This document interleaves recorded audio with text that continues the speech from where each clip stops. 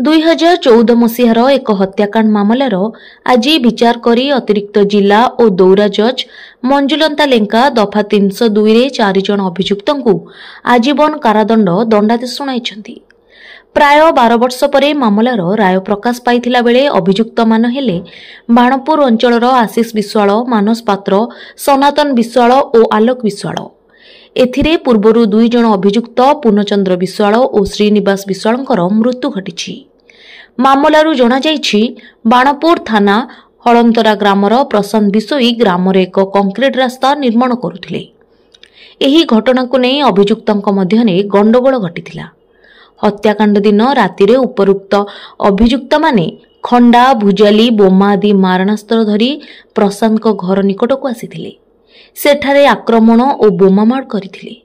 एथिरे प्रशांत गुरुतर होइथिले एवं अभियुक्त माने क्षताक्त प्रशांत को पुणी आघात करथिले, जेउथिपाई घटनास्थल रे ही तांकर मृत्यु घटिथिला।